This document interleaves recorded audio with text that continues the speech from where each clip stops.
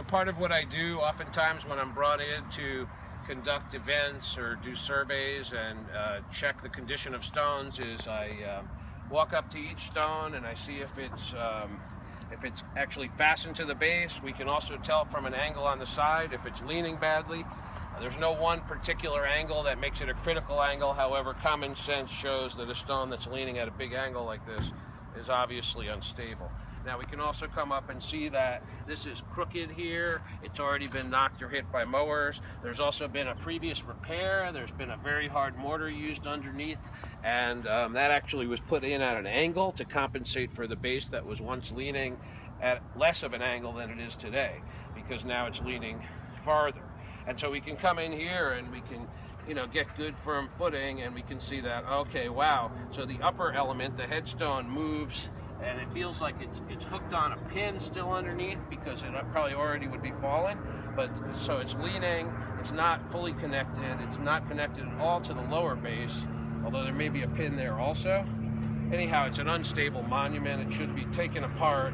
All the surfaces should be chiseled clean, and then the lower base should be leveled, pried up with gravel packed under it, and then we could reconstruct the monument. So on a future video, we will teach everyone how to reconstruct a monument that is in a condition like this. Right now we are just checking conditions for for future stabilization. Okay, thank you. Let's move on.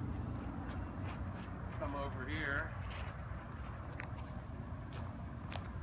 And wow, this is the front. Oh my God, there's no front. These are gone.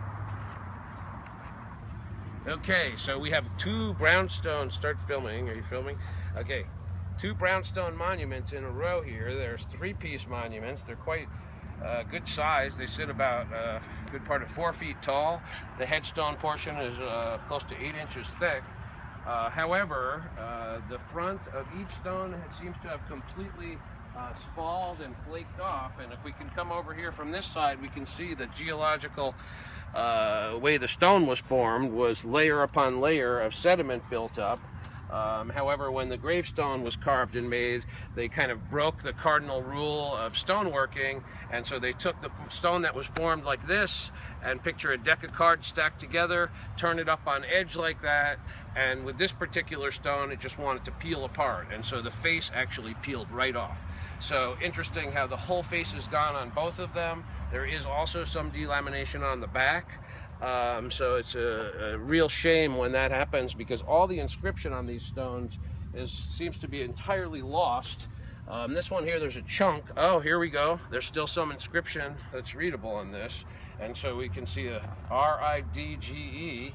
And I believe this, if it matched this stone, it fit right up here. So you could take a shot of this. And that was attached this way. There's one more piece here.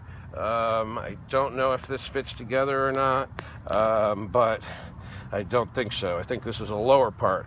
So this is all that's left of this stone as far as we know, unless someone took some of these pieces at some point and brought them indoors for safekeeping. So it's kind of a terrible shame. It's kind of a worst case scenario, it's not readable anymore. So maybe the records exist somewhere, or there's historic photographs that would show what this stone once said. But this is kind of a worst case scenario, and there's still a lot of stone here. However, all the loss is in the area that would have the most important genealogical information, the carving, inscription, and the name of the deceased. Okay, so we'll take a walk over here, and we can look at a row of marble tablet stones, and one is leaning on another stone. This is a common kind of thing you'll find in historic cemeteries and graveyards. And so apparently this stone seems to, large tablet stone too, quite big, a few inches thick, not one of the really thin 2 inches, more like almost 3 inches thick, and still a big solid stone in this pretty good condition, but we're not sure exactly where it came from. It probably maybe fit in this space here.